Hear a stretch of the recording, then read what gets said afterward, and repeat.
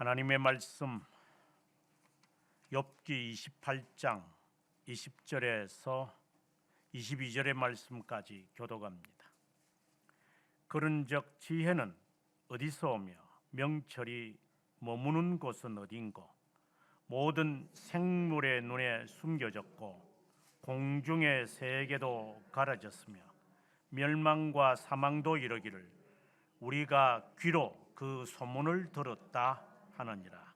아멘. 오늘 읽었던 말씀 가운데 12절과 13절의 말씀을 함께 읽겠습니다.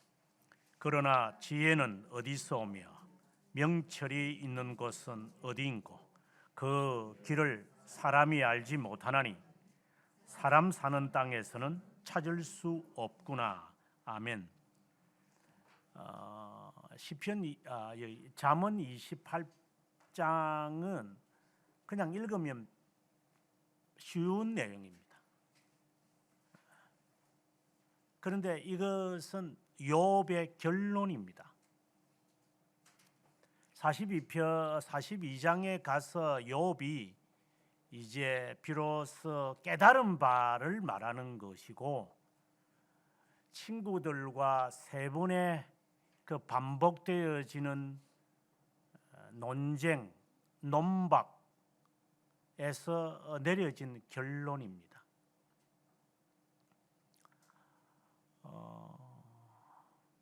물론 소발은 이제 세 번째 말은 하지 않습니다. 친구들 간에 있어서 대화라기보다 논쟁, 논박, 이것을 통하여 그가 내린 결론이 우리들에게 너무나도 많은 것을 말해줍니다. 오늘의 이 말씀을 이렇게 새기면 새길수록 그 놀라움을 금치 못합니다. 그래서 이 28장이 하나님이 임재하시기 전, 그러니까 38장부터 41장까지 하나님이 자기 계시하기 전까지 욥이 내린 결론입니다. 이 결론에 이어서 이제 엘리바스가 그에게 32장부터 이제 자신을 마지막으로 마치 그림을 그린다면 욥은 한 선택된 자라고 보고, 그리고 엘리후는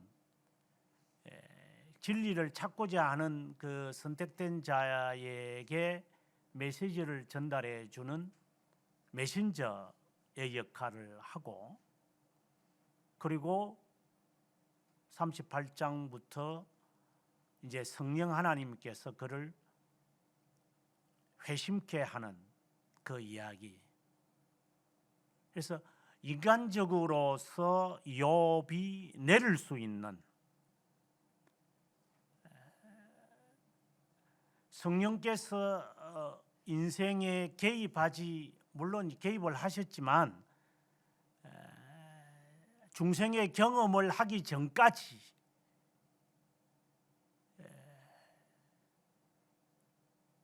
회심을 하기 전까지, 직전까지의 모습이다, 이렇게 말해도 됩니다.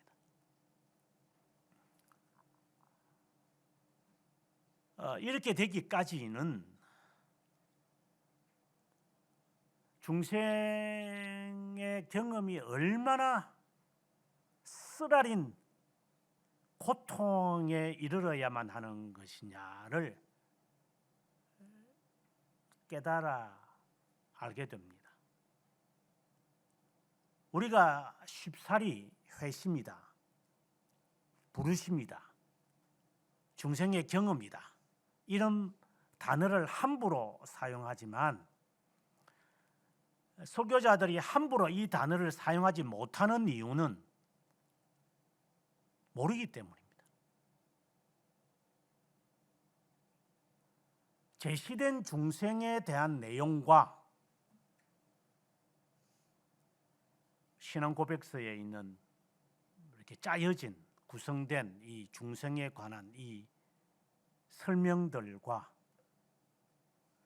실제 나 자신과 나는 그런 경험을 해본 적이 없는데 어떻게 중생에 대해서 언급을 하겠어요? 중생을 모르는데 간접적으로는 말할 수 있어요. 니고데모와 같은 랍비도 깨닫지를 못한 건데 어떻게 여러분이 지금까지 들을 수 있었겠어요?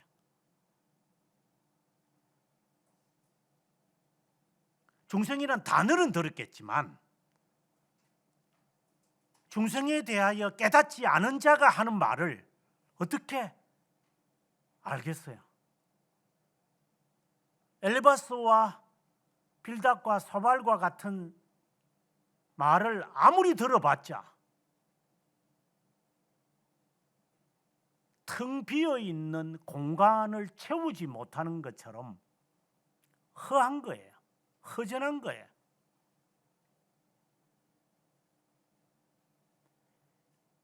겨우 우리는 엘리후에 와서 제대로 된 권면을 듣습니다. 그것에 대해서 욥은 말하지 않습니다. 그 말이 다 옳기 때문입니다. 그러자 여기에 한계가 있기에 이제 하나님은 직접 모세에게 임한 것처럼 아브라함에게 임한 것처럼 하나님은 직접 욥을 불러 세웁니다. 저는 정말 여러분들에게 중생에 대한 설교를 매번 저는 합니다. 여러분들이 아마 그 깊이와 넓이를 잘 이해 못할 겁니다. 그 말은 모르기 때문에, 안 해봤기 때문에, 안 됐기 때문에, 못할 자이기 때문에, 정정된 척하기 때문입니다. 이거는 고통에서 나오는 겁니다. 오늘 본문에 보면 22절에서 욥이 이런 말을 합니다. 멸망과 사망도 이르기를 우리가 귀로 그 소문을 들었다 하느니라. 이렇게 말합니다. 멸망, 파멸입니다. 사망, 죽음. 죽음과 파멸, 이 하는 말이 우리가 소문을 들었다 이렇게 말을 합니다. 아무렇지도 않게 들리죠. 그게 뭔지 그게 그거지. 이 말의 의미도 우리는 모릅니다. 지금 이 앞에 있는 1절에서 11절까지 나오는 내용은 어느 정도 감이 옵니다. 근데 갑자기 12절부터 지혜에 관한 이야기를 툭 던져버립니다.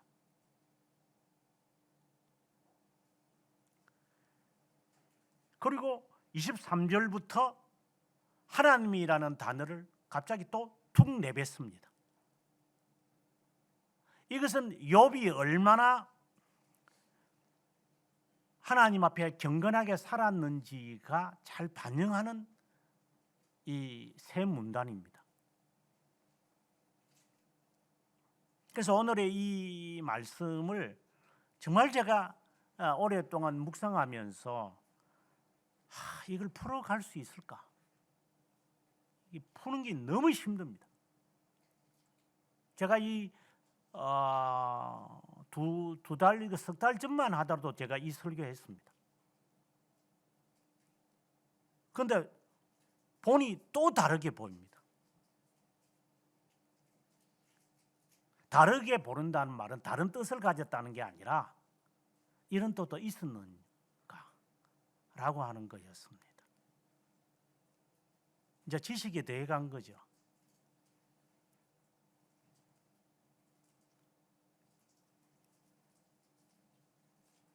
방금 읽었던 우리가 22절의 이 말씀을 풀려면 나사로와 부자 이야기를 충분히 이해해야 됩니다. 나사로가 어디서 깨달았습니까?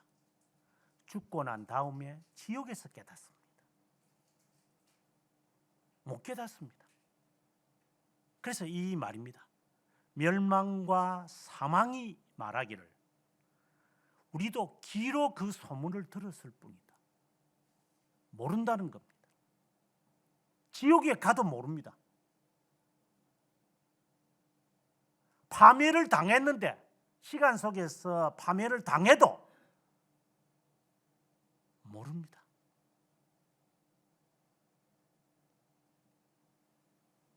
어떻게 보면 욥이 우리에게 주는 메시지라고 봅니다. 우리는 고난을 통하여서 뭐 하나님께 뭘 이렇게 한다, 뭐 하나님의 뜻을 알고 뭐 신앙생활을 바로 할 수 있다, 뭐 이런 그런 말들을 아주 손쉽게 아주 그 립 서비스를 그렇게 잘합니다. 저는 그런 놈한테 좀 한 대 때리고 싶은 마음밖에 없습니다. 야 임마, 네가 뭘 알아서 그 말 하냐? 그럼 파멸 당하면 사람은 다 깨달을 것 같으냐? 실패와 억울한 일을 당한다고 해서 사람이 깨달을 것 같으냐? 어느 놈이 깨달았더냐? 그러면 다 저 병상에 있는 사람은 다 깨달은 사람이냐? 사업에 실패하면 다 깨달은 사람이냐? 질병에 있는 사람은 다 깨달은 사람이냐?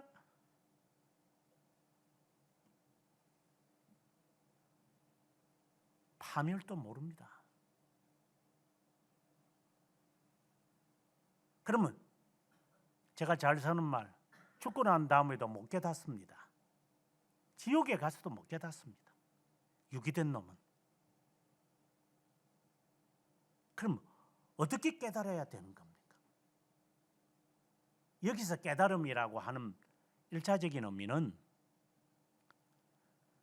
욥이 고민했던 것처럼 내가 직면한 이 불행, 비창, 이 비참함, 이것에 대한 답을 알고 싶은 거예요.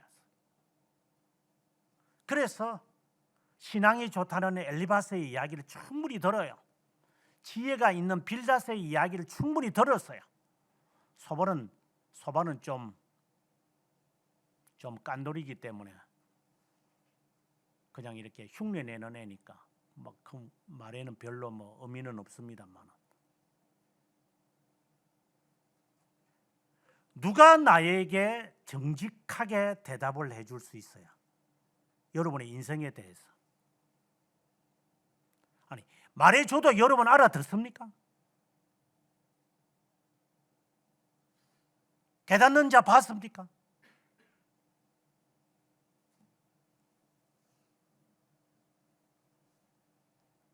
온통 엘리바스와 같은 사람들, 5장에 보면은 내가 본 것을 너에게 말하겠다, 이 잘난 체만 하는 것들, 지가 모든 것을 다 깨닫는 식으로 이렇게 이야기를 합니다.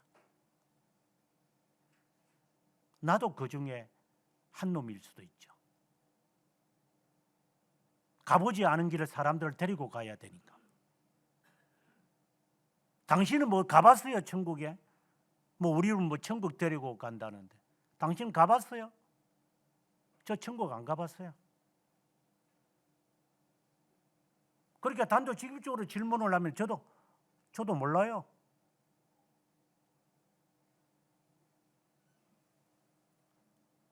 그러니 사기치는 놈일 수도 있고,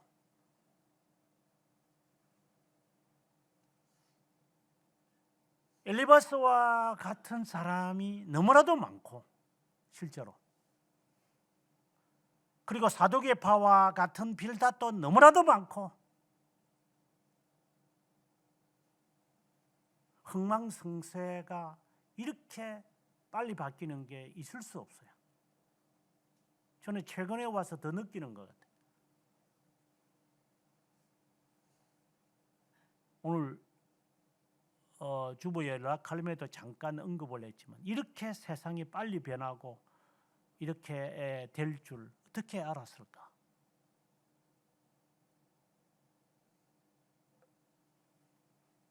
이게 감당이 안 되는구나. AI에 대해서도 위협을 느꼈지만 AI로 인해서 소프트웨어가 다 망해질 거라는 거 어떻게 사람이 감당할 수 있었을까? 그 대표적인 게 아도비라는 거거든요. 아도비가 이제는 필요 없어요.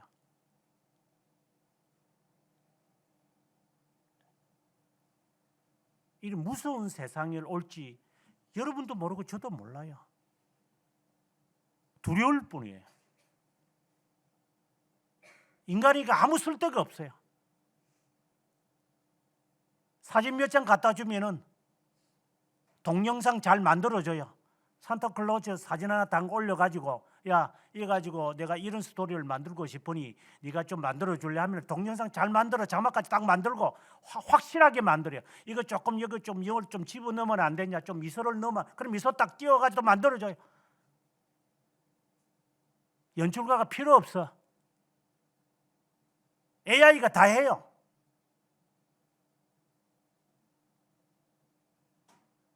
머리카락 이렇게 이렇게 고대하고 그래서 샀는데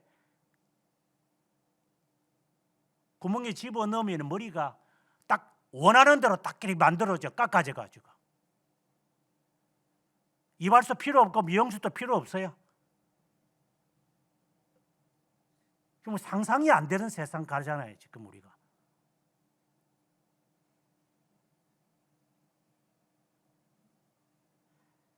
이거 아니면 못 사니까 우리가 하겠지만 조만간에 수십억, 수백억 투자한 사람들 다 쫄딱 망해요. 이 세상은 급변하게 있어요. 우리 따라잡지도 못해요. 그래도 이걸 사람이 아직 세상 천지도 모르고 살아가네. 인간이 하는 거는 AI가 다 할 수 있어요. 아직 여러분들은 무지하기 때문에 그따위 말을 하는 거예요. 저는 무서워요.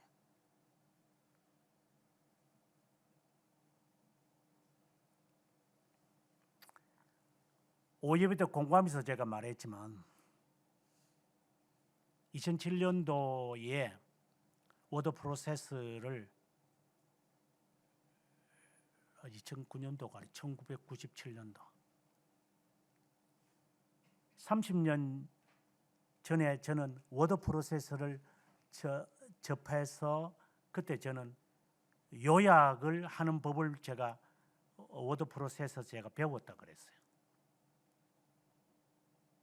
그래서 제가 실험 삼아 책을 그때 당시에 스캔으로 다 해가지고 아도비로 변환시켜서 OCR 프로그램을 해가지고 책을 PDF 파일로 만들어 놓고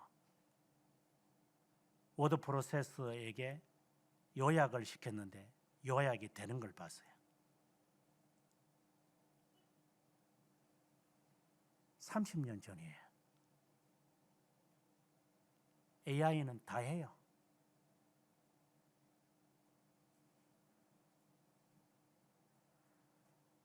문제는 내한테 주입이 안 되는 겁니다. AI는 수없이 발전을 하지만 나는 발전을 안 해요. 나중에는 AI가 우리에게 가르칠 거라고 다 예상을 하고 있어요. 지금 정보가 적어서 그렇지. 중국만 더 있으면 AI가 너는 이것도 지금은 존댓말 쓰죠. 잘하셨습니다. 감사합니다. 그런 걸 질문하셨군요. 나중에는 반말할 겁니다. 야 임마 이것도 모르냐? 너는 지난번에 물었잖아. 그것도 기억도 못하냐? 반드시 그때가 올 겁니다. 조만간에. 너는 지난번에 매월 며칠 날 어디서 네가 있는 질문을 했는데 너는 그것도 기억 못하고 내한테 또 물어봐. 좀 거슬러 가봐. AI가 나를 향하여 이제 질타할 때가 조만간에 올 겁니다. 그렇다고 해서 인간이 깨달을 것 같아요? 인간은 못 깨닫습니다. 파멸이 와도 못 깨닫습니다. 그게 22절에서 하는 말입니다. 파멸과 사망이, 나는 그 있다는 것만 들었지 우리 모르는데요 라고 하는 겁니다.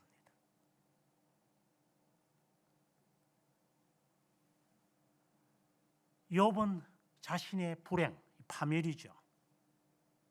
파멸을 통하여 뭔가가 답변을 요구했지만 뭔가가 여기에 심오한 비밀이 있지 않을까 라고 해서 친구들과 대화, 논쟁, 논박하면서 좌절에 이르게 됩니다. 이게 아무런 의미가 없구나 라는 것이 그의 결론입니다. 나중에 우리가 전도서도 살펴보겠지만 다 부귀와 영화와 즐거움과 쾌락을 다 누려봤는데 아무런 의미가 없구나. 이빨 빠지고 나면은 틀려야겠고 틀려가지고 밥 맛도 모르고 먹고 사는구나. 이빨이 다 빠지고 나야 그때 정신을 차릴 것 같지요. 못 차립니다. 인간은.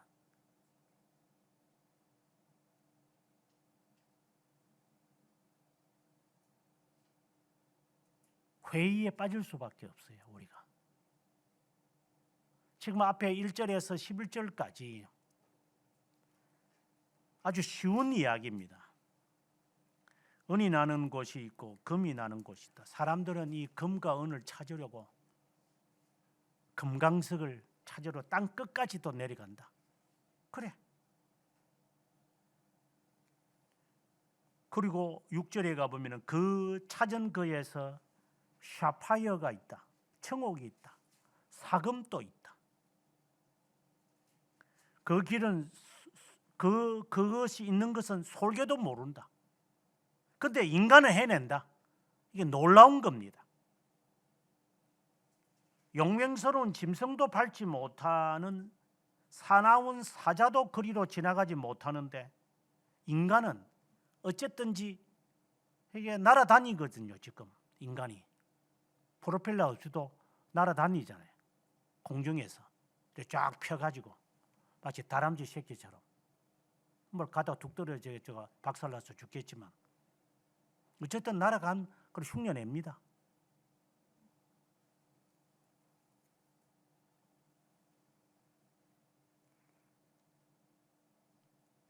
구절에 가서 사람이 굳은 바위에 손을 대고 산을 뿌리까지 뒤엎는다.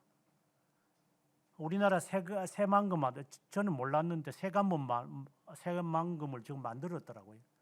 저게 몇 조 원을 투자해서 저거 만들었죠. 저게 태양광 하겠다고. 저기서 뭐 태양광 지금 나옵니까? 전부 다 중국산 갖다 놓고 중국 놈들만 실컷 아양을 떨어가지고 그놈들이 만든 거 판때기에 갖고 가 다 깔아놓고 거기서 무슨 전기를 생산해가지고 생산하려고 하면은 그 전기를 대한전선으로 옮겨야 되는데 그 옮기는 그 중간에 있는 놈들이 또 다 닦아먹고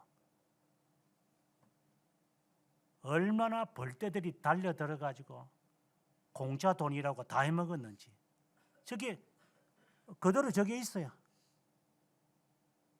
4조 원을 썼다는 이야기를 들었는데 저거 한 달 이자가 얼마일 것 같아요?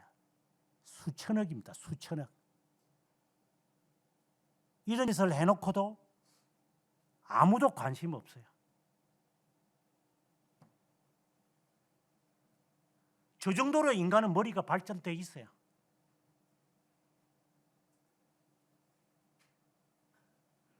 바다를 메워서 땅을 만들었으니 이 보통 무리가 아니잖아요.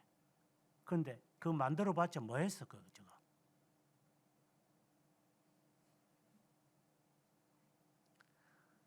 이것을 대해서 일단은 한탄하는 겁니다. 욥이. 인간의 그 탁월함도 있지만 별 의미가 없더라. 앞서 제가 삼성하고 버기가 그 머스크라는 놈이 타협을 해가지고 앞으로 3사를 다 삼키는 때가 오겠지요. 조만간에 2, 3년 후에 그런 세대가 온다니까.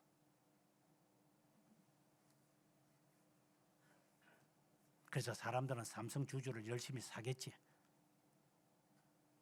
저는 그런데 별로 관심은 없어요. 저게 얼마나 오래 갈는지. 그래서 지금도 새들라이트를 열심히 붕붕하고 띄우겠지. 머스크는 대한민국은 하나도 못 띄우는 그 새들라이트를 하루에도 몇 개씩 띄우는 사람이 있는데, 이놈의 돌대가리들은 아무리 모아봤자 하나도 못 띄우고,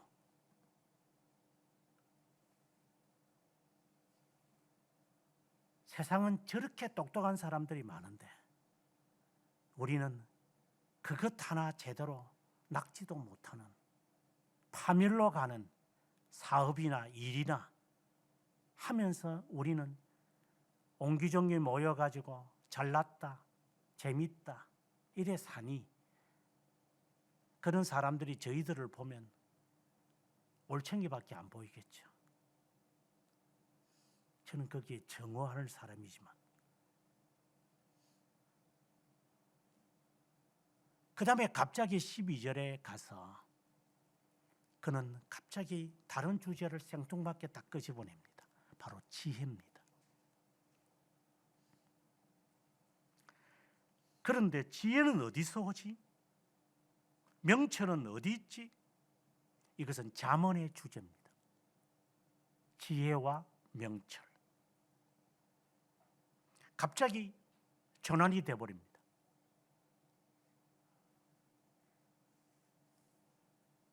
그 길을 사람이 알지 못하는데, 아니 금강석은 캐내고 새만금까지도 이렇게 확대할 수 있고 새들라치도 쉽게 띄우는데 왜 지혜는 못 찾지?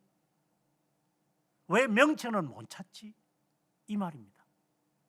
그럼 여기서 지혜와 명철이라는 것을 이제 우리는 아주 중요하게 바라봐야 됩니다. 이건 잠언 전체의 주제이기 때문에 갑작스럽게 이 주제를 바꾸는 이유가 있어요. 여기에 오늘의 이 말씀에 중요함이 등장할 겁니다. 1절에서 11절의 이 말씀이 마치 22절의 말씀을 대변한다고 봅니다. 12절에서 지혜는 어디서 오지? 라고 하자 20절에 답을 내립니다. 지혜는 어디서 오고 명철은 머무는 것이 어디지? 13절에서 그 길을 아는 사람이 없나니 땅에서는 찾을 수 없구나. 21절에 가서 모든 생물의 눈에 숨겨져 있고 공중의 세계도 가려져 있구나. 앞에서는 솔개, 7절에 솔개, 매예, 300m 이상에 있는 솔개의 눈에는 기어가는 지렁이도 눈에 보입니다.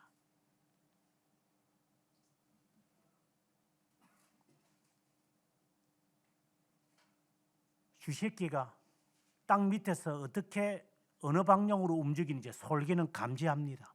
그래서 언제 땅 속에서 나올지 알고 솔개는 300m 이상의 높이에서 손살같이 적어도 시속 400km로.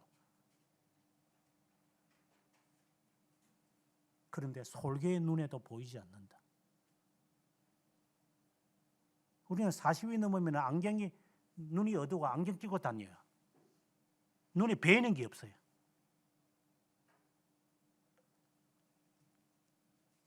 그렇다고 해서 공부를 많이 해서 눈이 나빠졌구나 싶으시면 공부도 안 했어요, 이것들은. 근데 눈은 멀어. 보이지가 않아. 그 솔개의 눈에도 보이지 않는 거라. 그러면 어떻게 지혜를 발견할 수 있고 명철을 있는 곳을 어떻게 찾아가야 되지? 이제 이러한 말이 나올 수밖에 없는 것은 욥은 하나님에게서 답을 찾을 수 있다. 이렇게 소문은 들었어요. 소문이라기보다는 알고는 있어요. 그래서 매일처럼 하나님 앞에 경건의 훈련을 거는 한 사람이에요. 아마 우리하고 비슷할 거예요. 여기서 우리라고 하는 말이 참 어색하고 무색하지만 내가 이렇게 하지 않으면 안 돼. 이것이 옳은 길이기 때문에 이렇게 살아야만 돼. 라고 하면서 우리는 그렇게 신앙생활을 하면서 경건하게 하려고 해요. 뭔가를 확 잡힐 것은 없어요.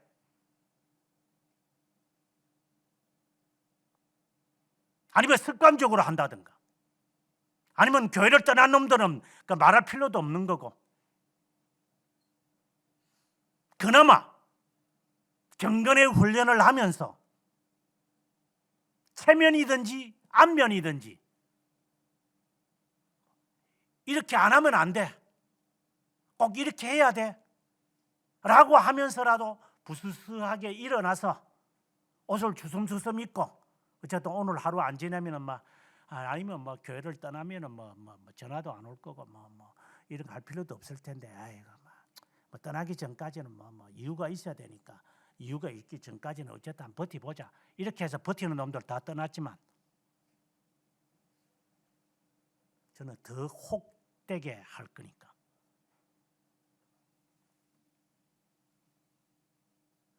이렇게라도 해야 되겠어, 이렇게라도 내가 훈련을 받지 않으면 안 돼라고 하는 심정이 욥의 심정이에요. 그래서 어쨌든 하나님 앞에서는 이렇게 눈 밖에 나지 않아야만 하니까, 그게 세미펠라기우스들이 하는 그 짓거리들 어떤지 간에 어쨌든 이 안에서 살자. 그래서 게으름도 나오는 거고 불평도 나오는 거고, 그래서 지혜를 찾으려고 했던 거예요. 중보자에 대한 이야기도 하고 야훼에 대한 이야기도 하고 하나님에 대한 이야기도 하고 어쨌든 들었던 풍문은 있으니까 그래서 말을 해요. 하나님이 살아계시니 내가 죽고 난 다음에 그분이 내 신비에 내 양심에 있는 거 다 말해주겠지. 정말 그분을 보고 싶다, 만나고 싶다, 고백을 다 해요. 근데 답이 없어요. 이게 그에게는 답답한 거예요. 이미 엘리바스와 빌닷과 소바렉에서 이미 떠났어요. 너희들로서는 더 이상 답을 못 찾아. 좀 제대로 알려줘. 알려면.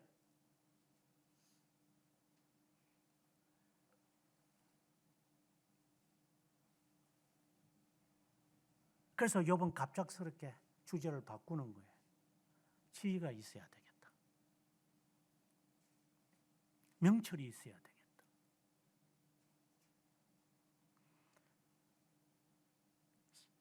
이 세상 그 누구도 답을 주지 못하는구나. 쉽게 말하면 이거죠. 내가 태어나서 내가 죽는 것까지 사람은 다 죽을 거니까 이건 분명한데, 정확하게 내가 어떻게 살다가 무엇을 하다가 어떤 일을 하다가 내가 언제 어디서 어떻게 죽을지에 대한 명확한 답을 누가 주느냐 이 말이에요.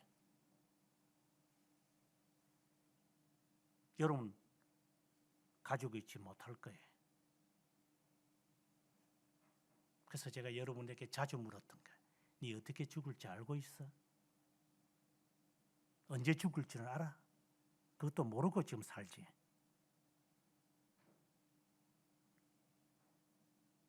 우리 여기까지 가려면 너무나도 거리가 멀어요. 그러나 한순간에 바꾸어집니다.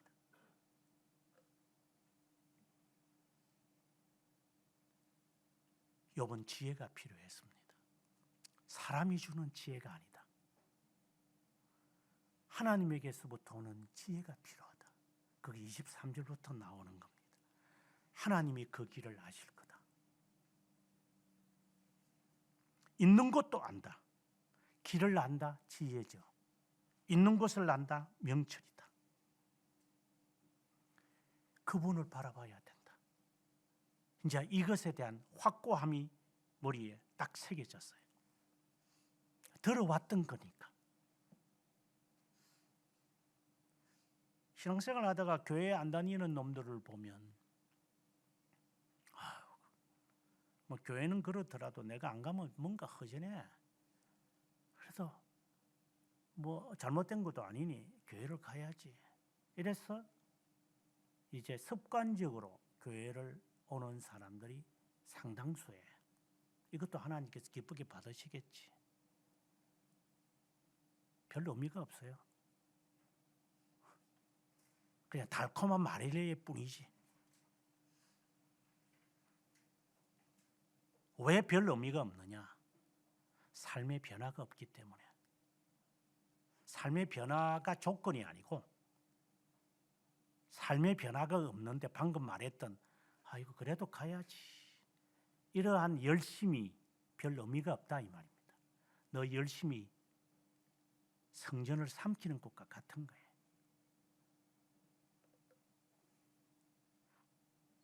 그러나 막연하게나마 답은 찾았죠. 하나님은 아시겠지. 그런데 엘리바스처럼 저렇게 은사주의로 빠지는 놈들이 있고 잘난 체 하는 놈들이 있어요. 그게 잘난 체 하는 건 하나님의 이름을 가지고 나는 마치 그 성직주의에 빠진 것처럼 계급주의에 빠진 것처럼 이단들이 잘하는 것처럼 나는 완전한 자고 너는 미완전한 자다. 이 카타르파가 그랬으니까. 이제 그런 띠에 빠지는 놈들이 있고 그래. 그렇지 않고 정말 하나님 앞에서 나의 진정한 이 진리를 내가 가야 할 길, 내가 해야 할 길, 내가 언제 가서 내가 이 엔진을 멈출지. 뭐 지금은 제가 뭐 13년, 4년 전에 소나타로 바꾸었지만 그 전에 13년간 타고 다녔던 레조 차가 있었어요. 그래서 당시에 어느 집사님들이 목사님 이 차 유형도 바뀌었는데 차를 바꿔야 되지 않겠어요? 그래서 제가 그때 내뱉었던 말이 이놈의 차가 멈춰야 내가 뭐 차를 바꾸든가 차도 멈추지 않다. 내가 마음대로 어떻게 바꿔? 그래가지고 차 사고가 나버렸네. 충돌, 추돌 같이 상주 터널에. 그래서 그때 제 생각에 이 말도 함부로 못하겠네 이게. 차가 멈춰야 내가 멈출 건데 차가 안 멈추니까 내가 무슨 개념을 가지고 차를 바꾸겠느냐고 이런 생각을 지금 와서는 좀 후회하고 있죠. 멈출 줄도 모르고 갈 줄도 모르고 우리의 인생이 그런 게 아닌가. 그러나 하나님은 아신다. 마치 우리에게는 신앙이 있는 거예요. 욥과 같은 거예요. 그 다음에 24절에 가보면은 그가 땅끝까지 감찰하고 온 천하를 살핀다. 앞에 매와 솔개를 지금 생각하시면 돼요.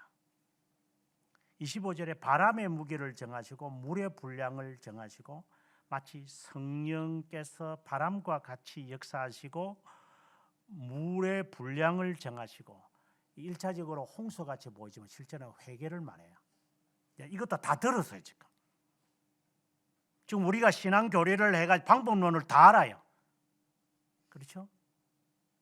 구원의 서정, 구원의 과정이라고 저는 번역하지만 구원의 과정은 부르심부터 시작을 물론 예정이 있고 부르심이 있고 그 다음에 칭의가 회개가 있고 칭의가 있고 그 다음에 뭐 성화라고 그러지만 성화가 있고 그 다음에 견인이 있고 영화가 있을 것이다. 이런 어디서 이게 주어 드린 거는 다 있어 머릿속에.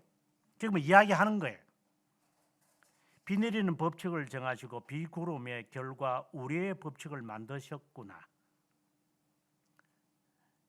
이것은 마치 하나님께서 언제 천지 만물을 조정하시는지도 알아요. 그런데 말은 그렇게 해요 우리가.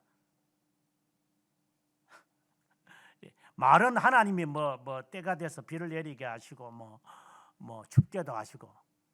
그러나 하는 행동은 하는 짓거리는 뭐냐? 추웠어. 아니 오늘은 몸이 좀 이래서 이렇게. 말은 하나님의 섭리라고 이야기해놓고 행동은 거기에 못 따라가요.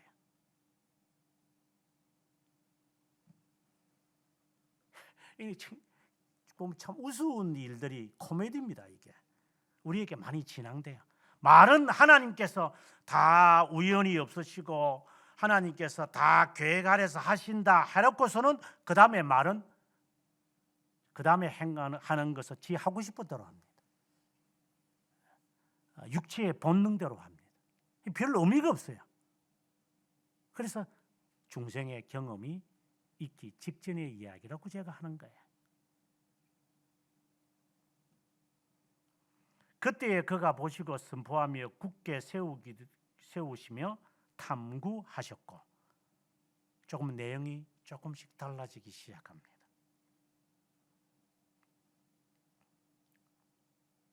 또 사람에게 말씀하셨도다. 보라, 주를 경외함이 지혜요 악을 떠남이 명철이다. 이거는 갑작스럽게 뭔 말인지 모릅니다. 이게 자문이지만 오늘의 이 말씀을 풀려면 우리는 이제 고린도서로 옮겨져야만 합니다. 오늘의 말씀에도 제가 인용을 했지만 고린도전서 1장 18절에 십자가의 도가 멸망하는 자들에게는 미련한 것이요 구원을 받는 우리에게는 하나님의 권능이다, 이렇게 말을 해요. 하나님의 능력이다. 우리말에는 그렇게 번역되어 있는데 이는 굉장히 깊은 말씀이 있죠. 권능으로, 성령의 권능으로 동정녀 마리아가 잉태돼야 하나님의 권능으로 주님은 심판하세요. 하나님의 권능으로 그분은 재림하세요. 하나님의 권능으로 주님은 죽은 자 가운데서 부활하세요. 여기서 말하는 이런 권능이라는 것은 그 은사주의고 오선절파하는 놈들처럼 내가 능력, 주님 안에서 내가 능력 받아서 맞자 다 할 수 있어요. 이것들이 미친 놈들이지만 그러니까 하나님의 권능도 모르시니까 하나님의 능력이라는 말이 개념이 지금 안 돼 있지. 여기서도 지금 십자가의 도가 멸망하는 자들에게는 미련한 것이요 구원을 받는 우리에게는 하나님의 권능이 된다 하는 이 말은 하나님이 나에게 권능을 주셔가지고 내가 무엇이든지 하게끔 하고 내가 다른 사람들보다 지혜가 많아서 공부 잘하게 되고 남보다 사업이 잘 돼가지고 하게 되어지는 것을 말하는 것이 아니라 방금 말했던 권능은 하나님의 역사가 일어나는 출발점이에요. 이건 조금 후에 이제 좀 더 밝혀지겠지만,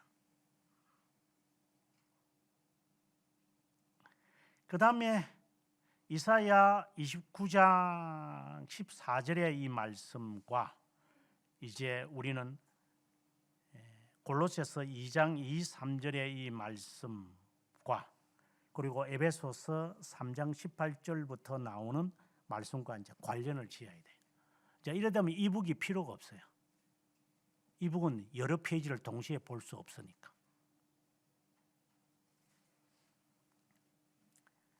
이것에 대해서 사도 바울이 골로새서 2장과 그리고 에베소서 3장에서 그가 우리에게 던지는 숙제가 있어요.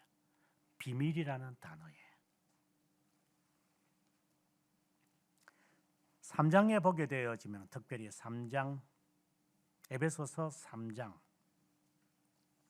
보면은 8절에 이런 말씀이 있어요. 성도 중에 지극히 작은 자보다 더 작은 나에게 이 은혜로 주신 것은 측량할 수 없는 그리스도의 풍성함을 이방인에게 전하게 하시고 9절에 영원부터 만물을 창조하신 하나님 속에 감추었던 비밀 경륜이 어떠한 것을 드러냈다.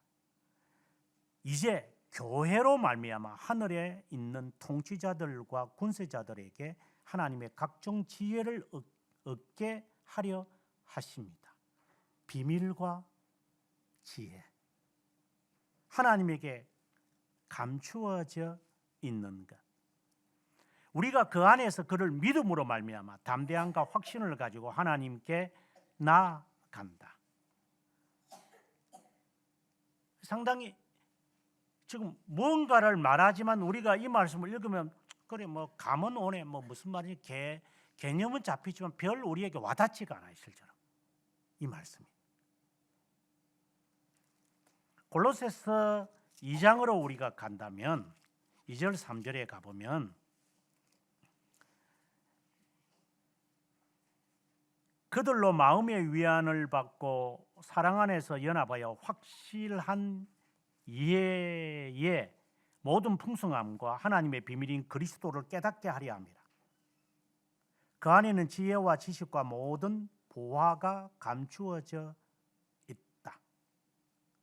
그리고 4절 5절에 가서 믿음에 관한 이야기를 해요.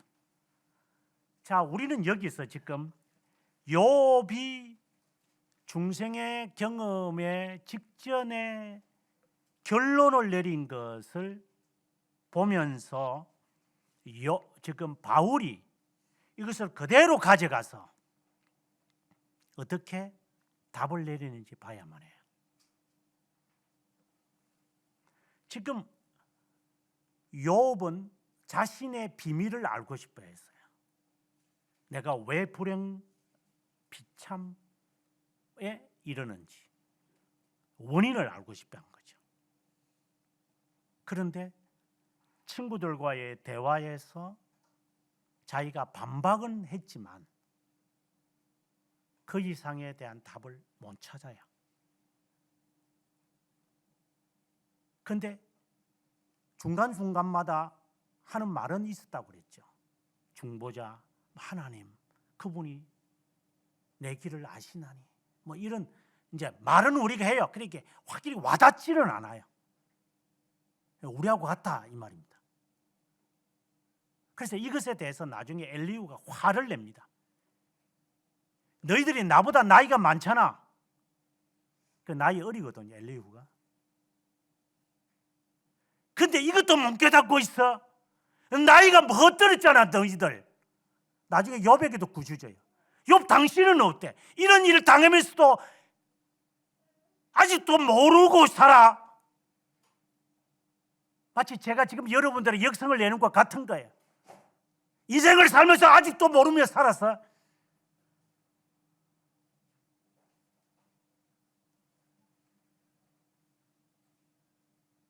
수십 년간 예수 믿어도 요 따위로 살고 있어요.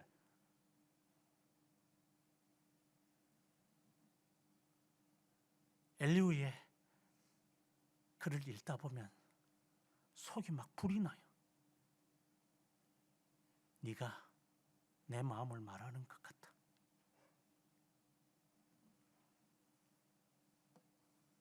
사도 바울이 왜 비밀이라는 단어를 언급하면서 지혜라는 단어와 관련을 시키는가? 욥은 지금 정확하게 모르지만 비밀이다 이게. 못 깨닫겠다. 앞서 말했던 식으로 나의 인생에 뭐 다른 사람 인생은 별로 중요하지 않아요. 제가 뭐 좀 기분 되게 나쁜 소리지만 네 자식이나 네 부모의 앞일에 대해서 그게 신경 쓰지 마. 그거 별로 중요하지 않다고 제가. 너나 잘해, 너나. 너 인생이나 잘 챙겨. 이 말은 여러분 지금 이해가 잘 안 될 거예요. 어떻게 이해가 되겠어요?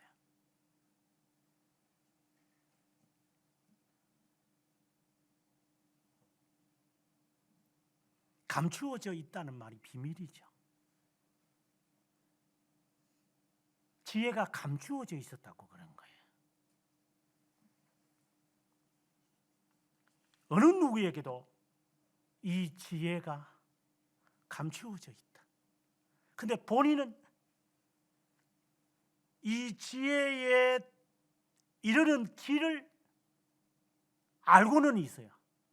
그래서 마지막 28절에 야훼를 경외함이 지혜요 악을 떠남이 명철이다. 이것은 12절에도 22절에도 23절에도 했던 말을 그대로 갖고 오는 거예요. 지금 방법을 알아요. 여호와를 경외하는 것이 지식의 근본이다. 그래, 지식의 근본이다. 지혜의 근본이다. 맞아, 지혜의 근본이 여호와를 경외해야 돼. 그래서 우리가 앞서 제가 말한 것처럼 내가 힘들어도, 내가 답답해도, 내가 가난해도, 내가 부유해도, 내가 아파도, 내가 괴로워도 하나님 앞에 가야 돼. 이거 가야 돼. 꼭 바리새파처럼 보이지만 어쨌든 이 길 외에는 다른 길은 없어. 여호와를 경외하는 것 외에는 지혜를 얻는 것이 없으니 우리가 어쨌든 하나님 앞에 가야 돼. 네가 무슨 말을 하든 이런 말을 하든 저렇게 때리든 폭력을 가하든 나는 가야 돼. 가야 돼. 나는 그분 앞에. 이유는 모르지만 가야 되는 거야. 이 마음을 우리는 갖고 있어요. 그래서 주님이 나를 부르는 것 같아. 파멸을 당하니까 너 이제 이런 일을 당해보니까 주님이 너를 부르는 거 알겠지? 그렇다고 파멸을 당한다고 다 아는 것이 아니라고 그랬잖아요. 깨달을 놈이 깨달을 거니까. 지옥에 가도 못 깨닫는다. 깨달을 사람이 있어요. 정해져 있어요. 파멸을 당할 때 주님, 제가 발을 담그기 전이니까 온기가 옵니다. 열기가 있으니 발 넣으면 발이 화상을 당할 것 같으니 저는 하나님 발 빼야 되겠습니다. 이런 마음은 갖고 있어요. 아니야, 내가 더 이상 진전하면 내가 하나님 앞에 화를 당하지. 내가 그만둬야 되겠어. 아까운데. 하지만 망설이지만 해야 돼. 이것도 내가 다 놓아야 돼. 하나님 말씀은 또 기억이 나죠. 하나님이 가난한 자를 부하게도 하시니까. 그럼 이걸 내가 내려놓으면 하나님이 하시겠지. 조건은 아니지만 그래도 말씀은 순종해야지 라고 하면서 하나님을 경외하는 마음은 갖고 있어요. 이거는 첫걸음입니다.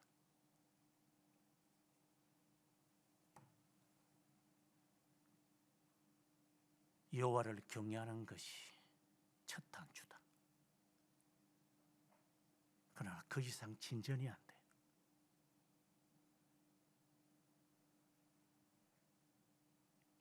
왜 예수 그리스도를 사도 바울이 지혜라고 했을까? 나중에 우리가 다시 한번 여러분들이 보셔야만 되지만 에베소서의 2장에 보면은 9절에 다시 3장 9절에 영원부터 만물을 창조하신 하나님 속에 감추었던 비밀의 경륜이 어떠한 것을 드러내려 하심이라. 11절에 영원부터 우리 주 예수 그리스도 안에서 예정하사 뜻대로 하신 것이라. 그리고 그 안에 우리가 믿음으로 말미암아 믿으면 이 말이죠. 믿으면 담대함과 확신을 가지고 어렵다 여김을 받았기에 하나님 앞에 양자로서 담대하게 간다. 그래서 내가 너희에게 부탁한다. 너희를 위한 나의 여러 환난을 대하여 낙심하지 마라. 너희에게는 영광이 될 거다. 이 말은 하나님이 너희에게 내가 당한 환난으로 하나님은 너희들에게 자신을 알려주실 것이다. 나는 이것을 충분히 깨달아서 너희에게 알려준다. 이 말인 거예요. 그래서 내가 환난 당하는 것 때문에 쩌쩌하지 마라. 이건 마치 예수 그리스도가 골고다 산상으로 가시면서 했던 말과 같아요. 내 아픔으로 괴로워하지 마라. 울지 마라. 너를 위해서 울어라.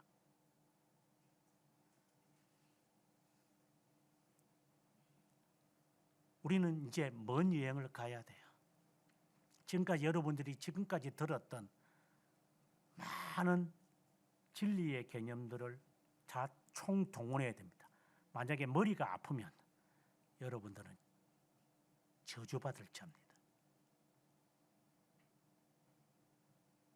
못 깨달으면 저주받을 자라 이 말입니다. 엮어지시길 바랍니다. 그렇다고 엮어진다고 그렇게 촐랑거리지 마십시오.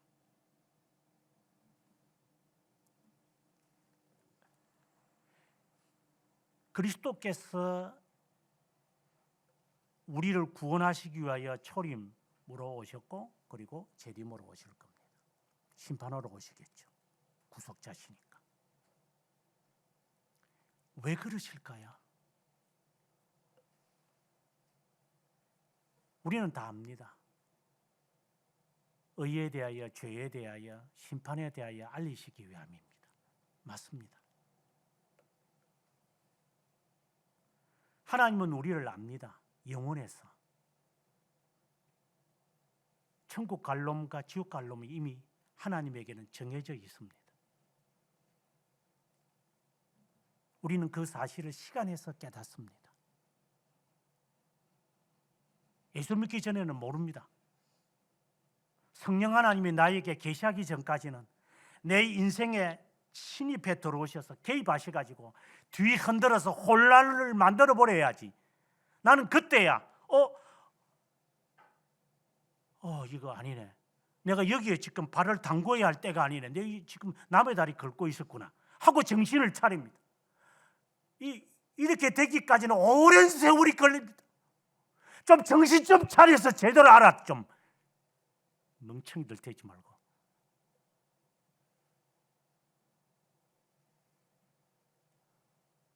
오랜 세월이 걸려야 돼.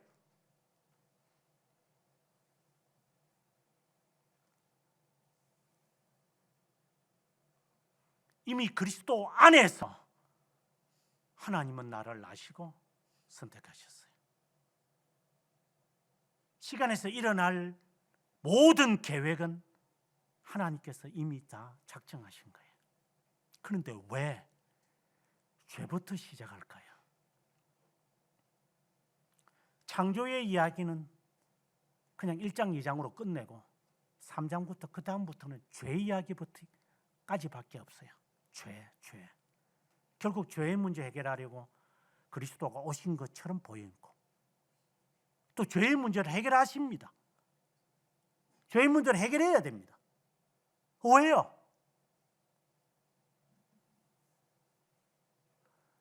이 이상은 우리는 알 수가 없어요. 하나님은 저를 아세요? 우리를 알아요? 우리의 모든 것을 아세요. 시작과 끝이시니까. 그런데 하나님은 세상의 어느 시점에 누구에 의해서 나를 세상에 오게 하세요. 그래서 어느 시점에 나를 마치 부르시는 것 같아요. 뭐 불렀는지, 지가 불림을 받았는지, 지가 불려졌다고 착각하는 건지 저는 모르겠어요. 그건 여러분들이 상상 속에 있는 거고. 불린 척하는 놈도 있을 수 있으니까. 수많은 사람들이 그 따위로 살아가니까. 불렸습니까? 하나님이 당신을 불렀습니까? 정말 하나님의 부르심을 받았습니까? 그 확신은 있습니까? 아마 없을 거예요.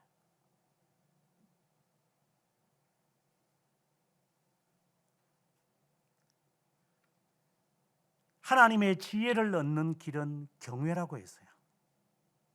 하나님을 알고자 하는 이것.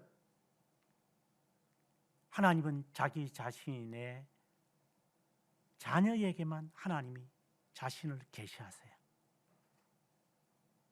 아니, 햇빛이 비춰도 햇빛을 받아들이는 사람이 정해져 있다 이 말입니다. 똑같이 봐도 한 사람은 데려감을 당하고 한 사람은 버림을 당하는 것이 정해져 있다 이 말입니다.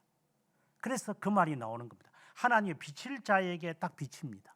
이게 이제 못마땅하니까 리처드 박스 같은 경우에는 이제 제한 속죄라는 단어를 좀 빼고 싶었죠. 그래서 아르모주의를 주장하는 사람들도 제한적 속죄라는 말이 좀 너무 부담스러우니까 좀 빼자. 그냥 무제한적 속죄라고 하자.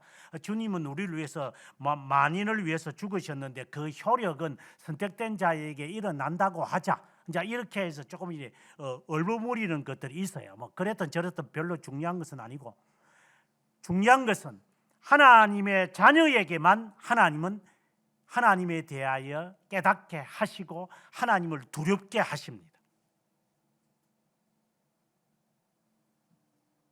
그런데 그 두렵게 하는 방법이 신기하게도 우리는 타락 후에 태어난 자들이다 보니까 아담과 하와를 제외하고 하는 말입니다.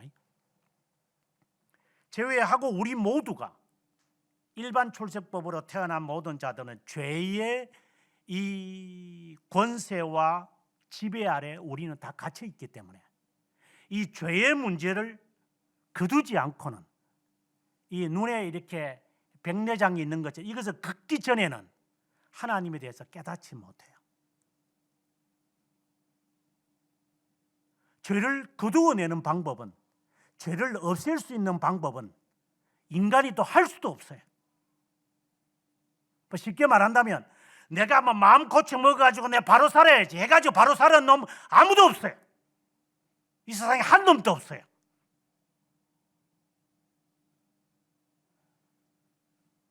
나도 마찬가지고. 다 지 자신을 위해서 사는 놈들이에요. 나도 그렇고. 그래서 지 기분 나쁘면 다 틀린 거예요. 이거는. 지가 말이 오면 다 급하게 행동 처리하는 거예요. 지가 쏟아낼 걸 다 없어져야 마음이 편안해야 그때 주위를 돌아봐요.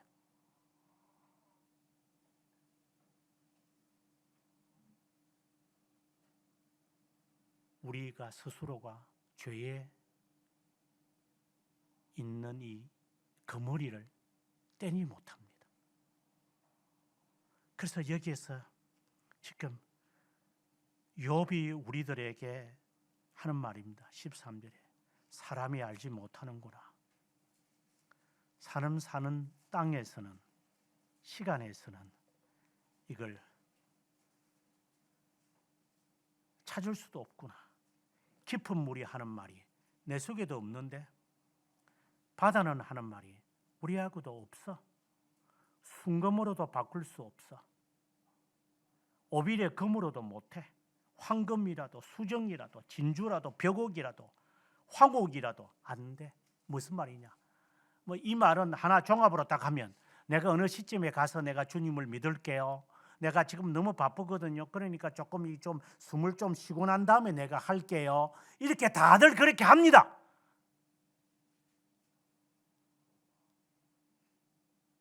하나님이 지금은 제가 이렇게 살아도 하나님은 나중에 좀 되면 제가 좀 여유가 좀 있고, 속에는 이제 황옥과 벽옥과 이런 청옥 이런 것들이 마음에 다 가득 차 있으면서 말은 그렇게 립 서비스 잘 합니다. 우리는 내일 죽을지도 모르지만. 그래서 이 말이 나오는 겁니다. 벽옥을, 이게 다이아몬드잖아요. 청옥, 이거는 토파즈잖아요. 이렇게 막 사람들은 거기에 막 모든 것을 올인하면서 다 살아간다. 그렇게 살아간지만 그렇다고 해서 정금처럼 사모한다고 해서 얻어야 되겠다고 땅 끝까지 내려가서 다 한다고 해서 알 수 있고 얻어지는 것은 아니다. 그 말은 네가 내일 네가 쌓아둔 것이 누구 것이 되겠느냐 모른다는 겁니다. 그런 지혜도 없다 우리에게는. 그러니 중보자가 있을 수밖에 없다. 하나님이 인간이 되셔야만 된다. 비로소 깨닫습니다. 중보자를 깨닫는 거예요. 하나님, 그러면 당신이 우리에게 오셔서 우리가 가야 할 길을 고양이처럼 뒷발이 따라가는 것처럼 따라가게 하시겠죠. 예. 그런데 반드시 그분이 치러야 할 길이 있는데, 그것은 우리에게 씌어져 있는 죄의 문제를 해결해야 돼요. 바로 그것을 사도 바울이 3장 9절에서 하는 말이에요. 죄의 문제를 해결하라. 이것은 사람들에게 감추어져 있었던 것들이다. 사람들이 몰랐다. 죄의 문제 해결되면 다 해결된, 예. 죄의 문제를 해결한다. 그럼 어떻게 해결하는데? 어떻게 죄의 문제가 해결된 건데? 그리스도의 십자가에서 보혈로 회개하면, 회개가 그러면 죄 용서가 되는 거가?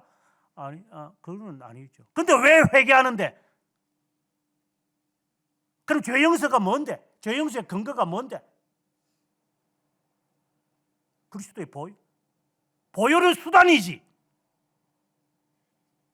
주님이 우리의 죄를 용서하시는 게, 그럼 보혈이 없었을 때는 아브라함은 그러면 제사를 안 드렸는데 어떻게 죄 용서 받았어? 아담은 피해 제사를 드리지 않았는데 어떻게 양털 옷을 하나님이 입히셔서? 그는 어떻게 그러면 네가 해결할 텐데? 보혈이 죄 용서의 근거라고?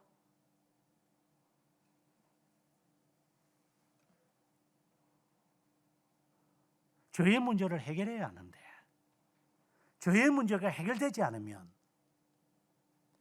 지혜, 궁극적인 거죠.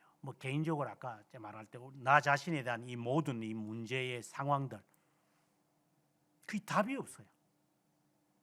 이 지혜가 있어야지 무엇을 해야 될지, 어떻게 해야 될지, 언제 해야 될지가 나오는데 이게 답이 없는 거예요. 지금 죄의 문제에 걸려 있기 때문에. 그러면 그리스도가 이 죄를 위해서 구속 사역을 하셨다. 그래, 그리스도가 고난을 당하셔서 고난의 종으로 오셔가지고 내 죄를 용서하셨잖아요. 그래서 내가 그분만 믿기만 하면 그 믿음 또 네 마음대로 가. 네가 믿고 싶을 때 믿나? 믿음은 선물이잖아. 그럼요. 그럼 하나님의 은혜잖아. 하나님이 주셔야 받는 거잖아. 네 하나님이 주시는 거 받았어? 네가 오고 싶어서 온 거야? 하고 싶어서 하는 거 아니야? 싫어서 안 하는 거 아니야? 네가 원하는 대로 너는 하잖아. 네가 원하는 대로 안 하잖아. 근데 무슨 은혜를 받았어?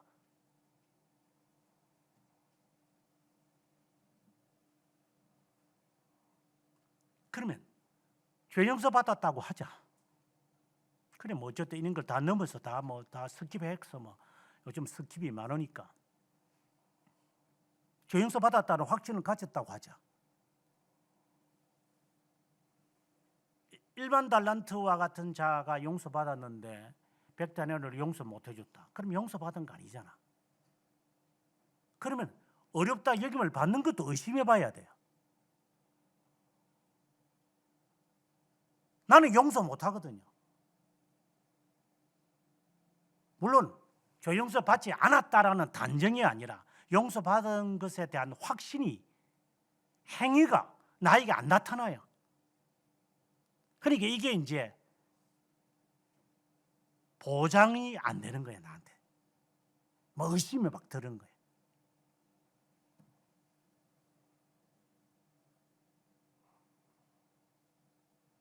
부르심도 그렇고, 구원의 과정 속에 나오는 부르심도 주님이 부른 거지, 내가 부른 거지. 부르심을 쳐가는 거지. 이것도 자신 없고, 죄 용서받았다는 칭의도 정말 내가 하나님 앞에 죄 용서받았다는 확신은, 그러면 내가 용서를 안 하니?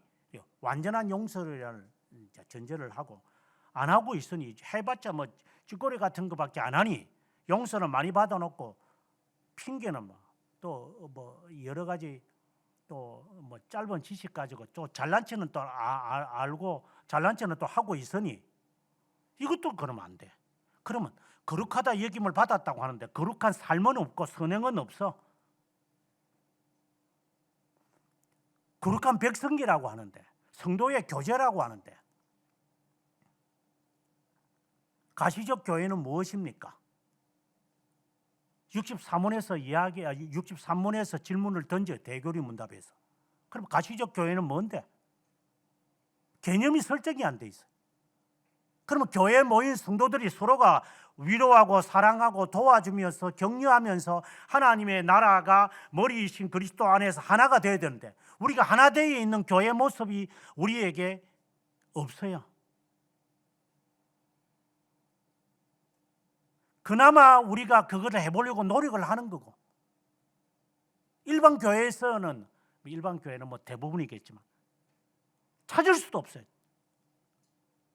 욕설과 비방과 비난과 불평과 이 수근수근하는 것들이 이거 우글우글거리면서, 그게 교회입니까? 그게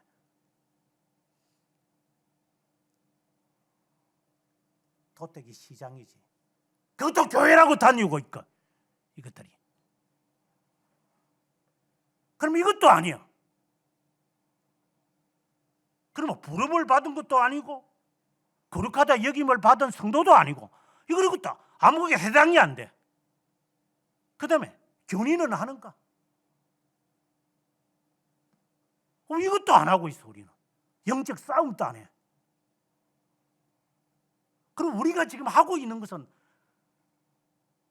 제대로 지금 되어 있는 것이 하나도 없는 상황이에요. 지금 마음의 업력을 가지면 간음한 자다, 탐심을 가지면 도둑질한 자다, 미워하는 자가 있으면 살인한 자다. 이웃에 있는 것을 내가 탐심하면 그는 탐욕이니까 십계명을 범하는 거다. 거짓 증거한다, 거짓말한다, 반번뜩치 하는데 어느 계명을 우리가 지키고 있어요? 그래, 아무것도 없어요. 뭐 여호와를 경외하는 것이 지혜의 근본이다. 여호와에 대해서도 우리는 잘 몰라요. 잘 배우지도 못했어요.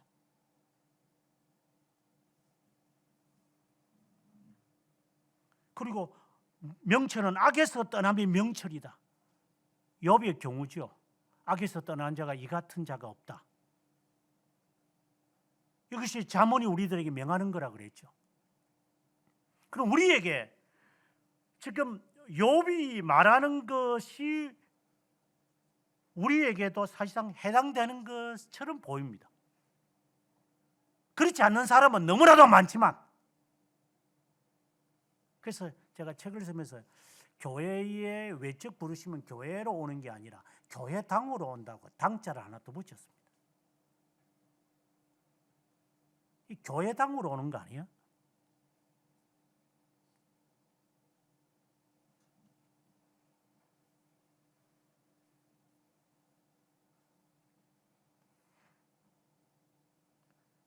욥이 왜 갑작스럽게 지혜라는 말을 끄집어내는 것인가? 그는 앞에서 그가 18장 19장에서 이미 밝혔다시피 예수 그리스도를 그는 보는 겁니다. 자세하게 알지는 못하지만 하나님, 그분이 있습니다. 이 세상에서는 못 찾는, 이 세상 사람들에게서 찾지 못하는 하나님이 인간으로 오실 겁니다. 정확하게는 모르겠습니다. 오실 겁니다. 이런 환난을 당해서 비로소 저는 그분에 대해서 찾게 되었습니다. 나는 하나님을 경외하는 것에만, 악에 피하는 것에만 나는 전념했습니다. 하지만 내가 이제 파멸과 죽음이 눈앞에 있다 보니 이제 그 개념이 나에게 뜨게 됩니다. 이 개념이, 죽음과 파멸이라는 이 단어가 결국은 내가 당하는 것이 아니라 당신이 나를 위하여 당하신다는 것을 비로소 깨닫게 됩니다. 당신이 파멸과 죽으셔야만 하는 이유는 나에게 씌어져 있는 이 죄의 문제를 해결하셔야만 하기 때문인 것을 비로소 깨닫습니다. 죄의 문제, 하나님이 어떻게 해결돼야 됩니까? 이 문제에서 이제 그는 가슴이 막막합니다. 내가 회개했다고 했는데 회개는 근거가 아니니 그러면 어떻게? 누가? 하나님. 그렇군요. 당신이 선택한 자에게만 이것을 보이시는군요.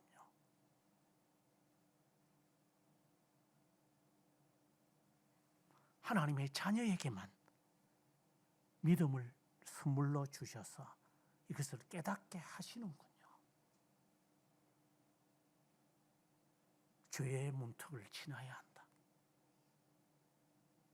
그러나 좁은 길로 가야 하는 것처럼 죄의 영향에서는 벗어나겠으나 죄와는 싸워야 할 거다. 그것만이 너를 증명하는 길이다. 그전에는 못 깨닫는다. 그러면 우리가 그리스도인으로서 그리스도를 닮아 살아가는 이 길을 왜 우리에게 나타나지 않는 겁니까? 이는 우리의 딜레마예요, 실제로. 하나님의 말씀을 따라 살지 못하는 것이 딜레마입니다. 여기서 우리는 여호와를 경외하는 것이 지식의 근본이라는 이 말씀에 우리는 정확하게 꽂혀 있어야 돼요. 잠언 9장 10절에 보면 여호와를 경외하는 것이 지혜의 근본이요 거룩한 자를 아는 것이 명철이니라. 지혜와 명철을 정확하게 우리들에게 구별하고 있어요. 지금 앞서 우리가 내가 이렇게라도 하지 않으면 내 마음이 편하지 않아. 그래서 내가 힘들더라도 내가 괴로워도 내가 해야 돼. 내 양심이 편해야 되잖아. 그래서 내가 어릴 때부터 섬겨왔던 그리고 내가 은혜 받았던 그것을 나는 해야 돼. 오늘 못하면 또 어제 못했지만 오늘은 내가 해야 돼. 이런 마음으로 우리는 하나님 앞에 경외하는 심정으로 늘 살아가요. 이게 첫걸음이지만. 근데 그 다음 거룩하신 자를 아는 것이 명철이니나 그 다음에는 지식이 들어가야 돼요. 지금 악을 피하는 것이 명철이라고 그랬어요. 방금 28절에서 욥이 우리들에게 주는 거예요. 이것은 지식을 지금 전제하고 있는 거예요. 하나님에 대한 경외함은 우리의 신앙의 삶을 보존하는 힘이 된 거고 그것을 유지하고 과감하게 앞으로 전진하게끔 나가는 것은 지식이에요. 우리에게는 지식이 부족한 거예요. 앞서 제가 여러분들에게 부르심, 예정, 칭의, 성화, 회개, 용서, 견인, 전투 이런 용어들에 대해서 여러분이 명확한 개념을 갖고 있어야 돼요. 이게 우리의 힘이에요. 그 지식으로 하나님은 이제 우리에게 기억나게 하시고 힘을 전진하게끔 해야 돼요. 하나님은 그 지식을 사용하세요. 내가 너희에게 했던 말을 기억나게 하시리라. 이 지식이 없기에 아는 것이 없기에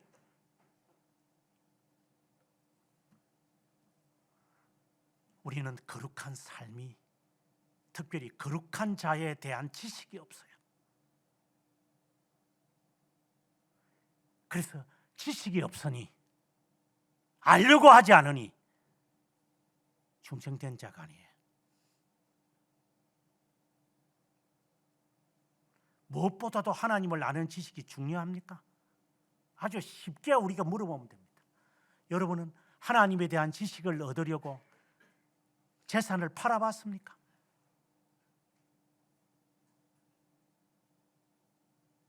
하나님에 대한 지식이 가장 고상하기 때문에 나는 나에 있는 가장 고귀한 옥합을 깨뜨려 봤습니까?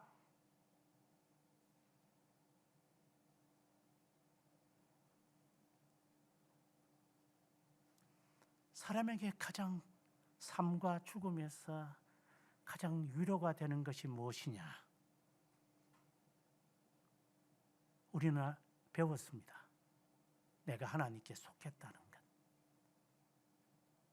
이문에 가서 하이델베르크가 하는 말이 죄와 비참에 빠져 있다는 것. 그것을 깨닫는 것이 위로를 깨닫는 첫 번째 항목입니다.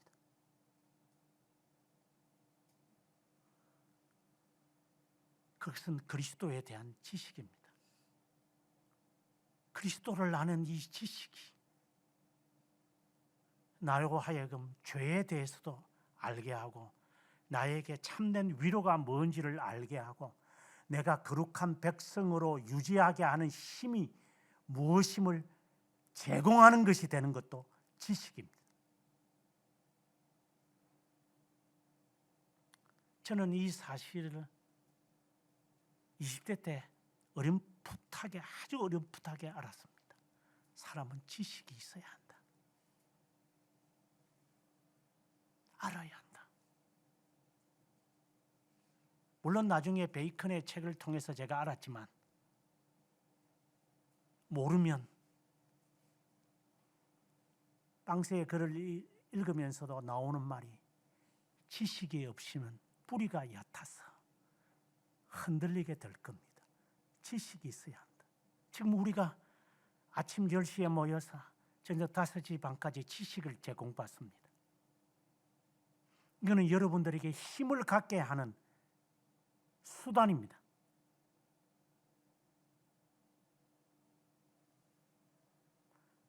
이 힘이 우리에게 없으면 나중에 다리가 후들후들 떨려가지고 넘어지면 뼈가 부서집니다. 그게 그냥 나옵니까? 힘을 놔두가 뭐 했어 너? 너 힘이 있을 때 뭐 했어? 건강할 때 안 하고 뭐 했어? 시간이 있을 때 안 하고 뭐 했어? 그는 부자와 같은 놈들이고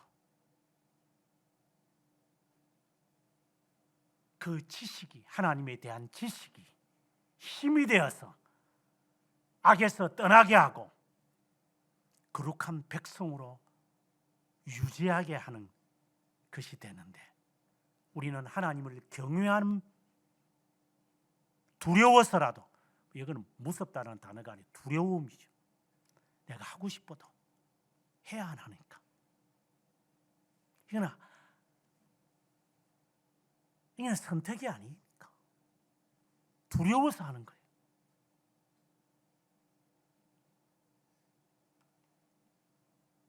밖에 사자가 있으니까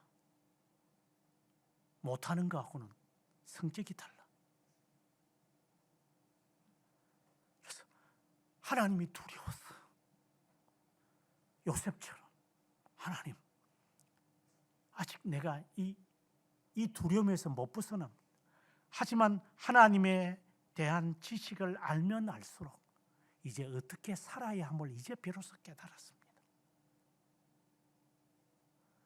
하나님을 경외하는 마음도 그분이 주시는 것이니까 은혜고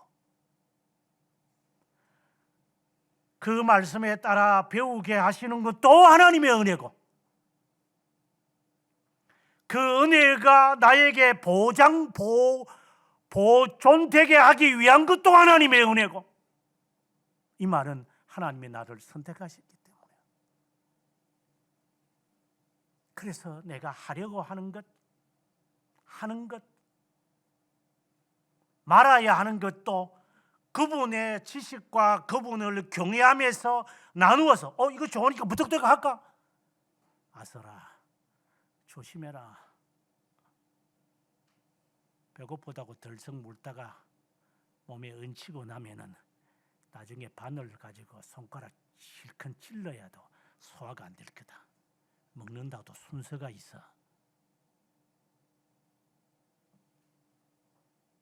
배고프다고 덥석 물면 되는 게 아니야.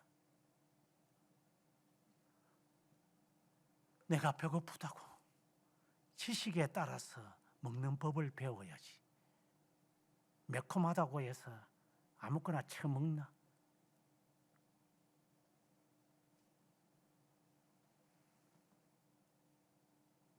왜 욥이 갑자기 지혜라는 단어를 끄집어낸 것인가?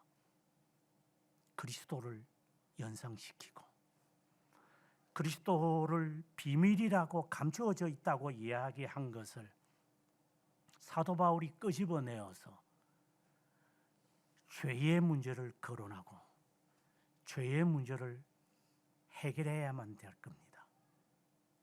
그리고 죄에서 해방된 것은 아닙니다. 죄의 유혹은 여전히 있을 겁니다. 싸우십시오. 그래서 나는 날마다 죽노라. 나는 날마다 내 몸에 흔적을 가지고 있을 뿐이다.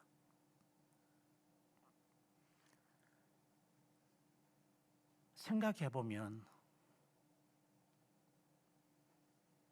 상처받은 것이 고마운 것 같아요. 언젠가 우스운 이야기를 했지만 지금 여러분들이 지금 그냥 우스운 이야기로 들으십시오. 그러나 우스갯소리는 아닙니다. 여러분이 그 매달리기를 1분 하기가 어렵잖아요. 참 어렵습니다. 그래서 제가 여러분에게 제가 구정했던 게 네 몸뚱아리도 1분 동안 1분은 별로 중요한 건 아니에요. 30초도 좋고 40초도 좋은 거니까 2분도 좋고 그거 못하는 몸뚱아리 그 들고 다녀서 뭐 하겠는가? 이런 말을 제가 여러분에게 조롱스럽게 말했지만 반드시 겪어야 할 게 있습니다. 고통입니다. 고통을 겪어야 됩니다. 그래서 제 스스로에게 하는 말입니다. 너는 지금까지 네 편한 대로 살았고 지냈으니 고통을 겪어라. 그래서 저는 제 스스로에게 하는 말입니다. 나는 대가를 치른다. 이 대가가 자유할 때가 오겠지. 그때 주님이 나를 부르시겠지. 그때까지는 내 뜻대로 살지 않으리라. 그때까지는 당신의 뜻을 따라 살아야 하니 당신에 대한 지식이 나에게는 필요하다. 그래서 늘 당신에 대한 지식에 잠겨 있어야 그 힘이 나에게 있을 거니까. 그리고 하지 않은 것에 대한 대가를 나는 충분히 받을 것이다. 그리고 내 육신의 이 가둠, 이 육신의 욕망에 가두어져 있었던 나 자신이 비로소 자유할 때 마치 내 몸뚱아리에서 내가 자유할 때 그때야 주님이 나를 부를 거다. 그때까지 나는 대가를 치를 거다. 그것이 어느 부분이든 어느 것이든 저는 여러분에게 동일하게 말하고 싶습니다. 당신의 몸뚱아리가 자유로울 때 그때 하나님이 당신을 부를 겁니다. 죽는 것을 말하는 게 아니고 죽는 것도 앞서도 말했지만 안 믿는 놈이 지옥 가는 죽음이 있고 하나님의 나라로 가는 죽음이 있으니 두 번째 죽음을 말하는 거예요. 하나님, 주님 이제 만족입니다. 그때는 당신의 몸에서 당신이 자유함을 느낄 때 그때 하나님이 당신을 부를 거예요. 그때까지는 부르지 않을 거예요. 그렇지 않고 세상 사람들처럼 네 몸뚱아리 그대로 하면 지옥에 빠질 것이고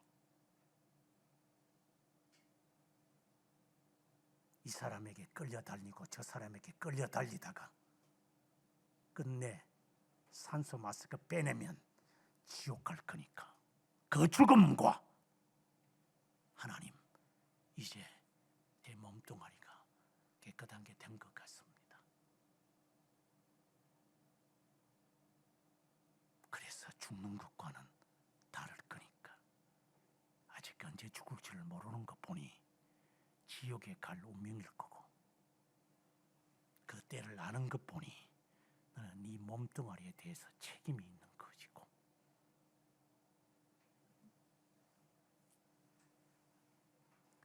이것과 함께 하나님의 지식으로, 내 힘이니까 하나님의 지식에 대하여 내가 왜 실행과 선행을 하지 않았는지 알 때야 비로소 그는 하나님이 부르시는 때고,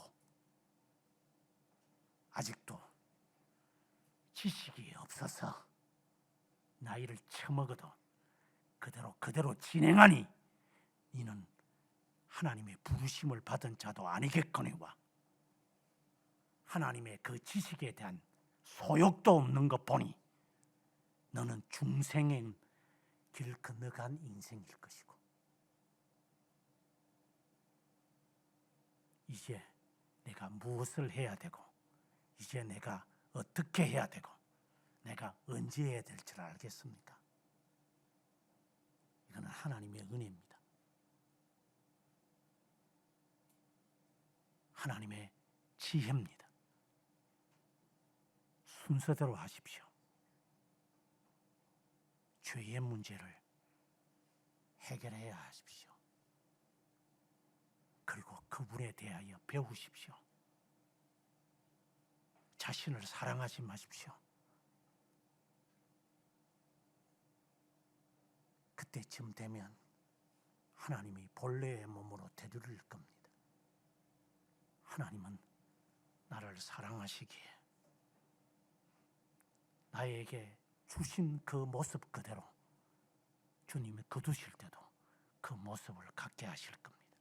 그 전에 그렇지 않고 죽는 사람들은 거의 대부분이 지옥 갈 겁니다. 그래서 하나님 앞에 내가 어떤 훈련을 받느냐가 나의 인생의 시작과 끝이 될 겁니다. 욥은 그것을 알고 있기에 하나님 앞에 여호와를 경외하는 것이 지혜의 근본이고, 악을 피하여 기름 부음 받은 자를 아는 것이 명철이라고 말했습니다. 이것이 여러분들에게 적용되시길 바랍니다. 영원하신 하나님 아버지,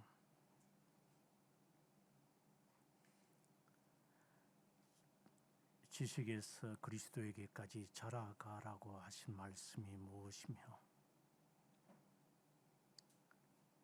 그 지식의 덕을 쌓으라고 하신 말씀이 무엇이며, 너희는 나를 누구라고 하더냐고 물으셨던 질문이 무엇을 의미하는지 알게 하시는 하나님,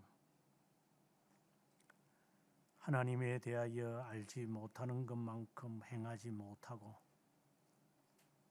하나님에 대하여 아는 것만큼 우리의 삶에 명확히 드러나고, 그 들려진 말씀, 배워진 말씀, 배운 말씀, 이 말씀을 성령 하나님이 권능으로 우리에게 실현화시킨다는 것을 깨닫게 하시고, 하나님의 자녀들은 내게로 와서 배운다는 말씀의 의미가 무엇인지, 왜 아버지의 뜻대로 행하는 것이 행하지 않는 자들이 내게 합당치 않다고 하시며, 아버지의 뜻은 보내신 자를 믿는 것이 아버지의 뜻이라고 하신 말씀이 무엇인지, 하나님, 정말 알아야 할 것이 너무나 많아야 한 이유는 짧은 인생 살아가며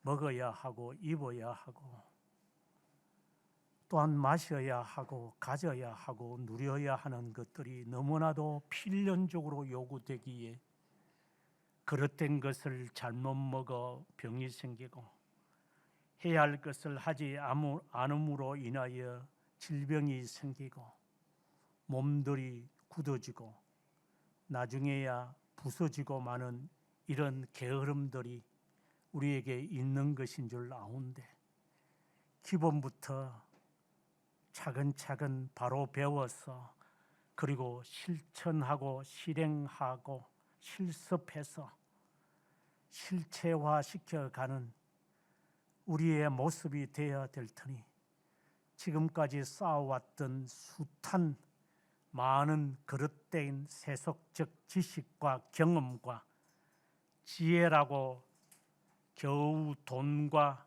물질과 돈 버는 법과 아는 것 하나 달랑 제대로 알지도 못하는 것을 먼저 알아서 잘난 체 하는 것 다 내려놓고 하나님 앞에서 나의 인생에 가야 할 길과 해야 할 일과 어떻게 살아야 할 것을 제대로 알고 제대로 살고 제대로 죽을 수 있는 인격이 되기를 주님께 바라옵고 우리의 자신을 온전히 사랑하시고 완벽하게 아시고 순전하게 인도하시는 구원자 구속자 구세주이신 우리의 하나님 예수 그리스도의 이름으로 기도드립니다. 아멘.